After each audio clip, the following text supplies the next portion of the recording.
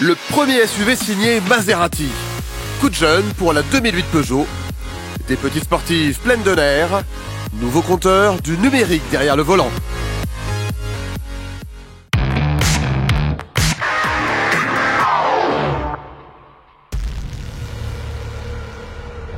Maserati sort des sentiers battus. Très attendu, le premier SUV au Trident se dévoile enfin à Genève. Avec ses optiques effilées et son énorme calandre vertical, c'est un vrai 4x4 doté d'une nouvelle suspension pneumatique 5 positions, aussi véloce en franchissement que sur la route. C'est une combinaison parfaite parce qu'il nous permet de rouler aussi bien sur tout terrain que sur la route grâce à la suspension pneumatique combinée avec un système de traction intégrale 100% sportive. Le Levante est le grand rival du Porsche Cayenne dans la catégorie des SUV de luxe. Comme lui, il choisit une silhouette de crossover coupé avec son pavillon de toit fuyant. Dans l'habitacle, place au luxe à l'italienne, planche de bord épurée grâce à l'écran numérique. Sur la route, c'est une vraie Maserati. Ce moteur essence est de 430 chevaux. Il permet d'aller de 0 à 100 km/h en 5 secondes et 2 centièmes. En ce qui concerne le plaisir de conduire, c'est une expérience vraiment fun. En tout terrain ou sur la route, la Maserati vous donnera ses meilleures performances. Maserati ose même en entrée de gamme une motorisation diesel derrière la calandre au Trident. V6, 275 chevaux. Heureusement, le comportement sportif est assuré par la plateforme sur base de quattroportées, prix d'appel 72 000 €.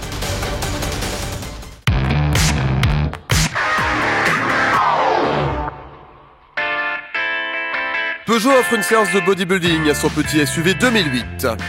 3 ans après sa présentation à Genève, la Lionne revient pour un restylage. C'est la face avant qui est principalement retouchée, fini les rondeurs, typée trop monospace. La 2008 est plus massive, plus anguleuse, elle assume son côté baroudeur. On est vraiment en termes de style sur une rupture par rapport à la 2008 actuelle. Une calandre beaucoup plus proéminente, plus verticale, qui l'identifie à l'univers des SUV. Et on retrouve donc les codes stylistiques de la marque actuellement avec le logo intégré au centre de cette calandre. L'update technologique intègre l'Active City Brake pour plus de sécurité, le parc assist afin de se garer sans effort, important pour une citadine. Le système Grip Control assure sa polyvalence en tout terrain. On retrouve le iCockpit propre à Peugeot, avec donc ce volant compact et sportif, un combiné tête haute qui est placé directement dans le champ de vision du conducteur et un écran tactile déporté qui intègre désormais la caméra de recul et un Wi-Fi spot. L'écran permet aussi de visualiser le contenu de son smartphone avec la fonction Mirror Screen. La nouvelle 2008 est attendue sur les routes en fin d'année, prix de base 16 000 €.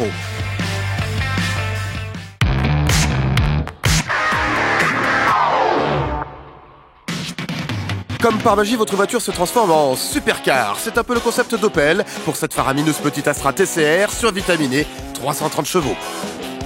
Très sportive, très agressive, ah ça oui, elle sort vraiment du lot. En route en Suisse, ça ne sert à rien, quoi. L'idée, c'est vraiment pour se défouler sur une zone sécurisée, des circuits, des courses de côte, des slaloms, si possible un rallye, ça me plairait beaucoup. Ouais. Le look GTI revient à la mode. Peugeot ose même une peinture bicolore en coupe franche, digne de Starsky et Hutch, mais sous le capot on ne rigole plus, 270 chevaux. Encore plus fort, 290 chevaux dans cette Seat Leon Cupra. 0 à 100, 5 secondes 8, vitesse de pointe 250 km/h. 39 000 €, 350 chevaux, record battu. La nouvelle Ford Focus RS peut doubler une Ferrari. Et pour les rois de la glisse, il y a même une position drift. J'ai vu qu'il y avait même un mode drift dessus qui a l'air très abouti, très au point. Facile à piloter, apparemment elle se met en travers d'un simple coup de volant. Donc pour moi ça va être un beau rapport qualité-prix sur le marché, je pense qu'on aura quelque chose d'assez exceptionnel. Je suis prêt d'en avoir une.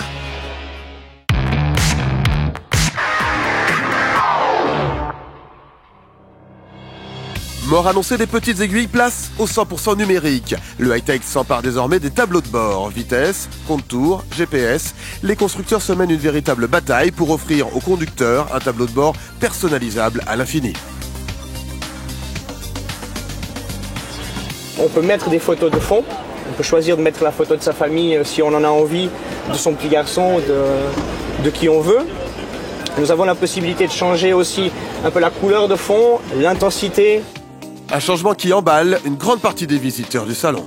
On peut changer d'univers, configurer, personnaliser à l'envie son tableau de bord en fonction de son humeur. On a plus d'informations du coup. On a tout en même temps, le GPS, c'est nous qui choisissons ce qu'on va regarder. Mais que les nostalgiques se rassurent, la révolution digitale peut se faire en douceur, exemple chez Renault avec l'aiguille numérique. Ça nous permet quand même de faire ressortir en fait à la fois une vitesse par exemple digitale, mais aussi d'afficher une aiguille en fait. Donc ça nous permet avec les nouvelles technologies de toujours afficher pour le client un petit peu tout ce qu'il veut. Et la révolution n'est pas terminée, derrière les volants, certains concepts nous promettent déjà des tableaux de bord de soucoupe volante. Quelle est votre voiture préférée du salon? Rendez-vous sur notre page Facebook, cliquez sur Première de rêve et likez votre coup de cœur.